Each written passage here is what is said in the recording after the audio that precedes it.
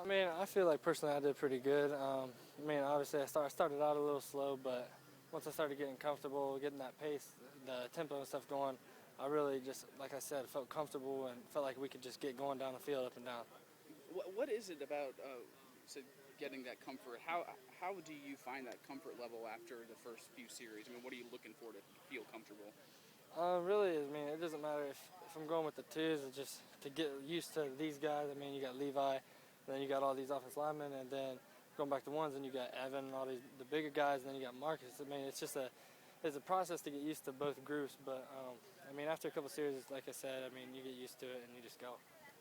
It seemed like both you and James had a couple of big plays today, but how much more important is it? More important to develop that consistency throughout an entire scrimmage rather than like a 65-yard touchdown pass here or there?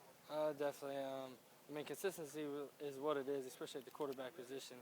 I mean, you're not going to win a game if you throw, I mean, one 80-yard touchdown. I mean, that sticks out, but I mean, you got to be consistent. You got to take your team down every drive. I mean, at least get 3 points every time. And not asking for your thoughts on the competition itself, but as a player, when would you like to see them make a call on who the starter is? I think they said they're going to make it sometime next week. So, I mean, it's coming up soon. And either way, I mean, we're going to keep pushing each other and fighting throughout the whole year. Gotcha. Thanks, man. Yep. Yes, sir. Sometimes you have to kind of take a scrimmage with a grain of salt and worry more about the whole camp and not just one scrimmage. Hang on, you repeat that off. To kind of take maybe a scrimmage with a grain of salt, maybe worry about the whole camp instead of just one or two scrimmages. Your whole body will work a little bit.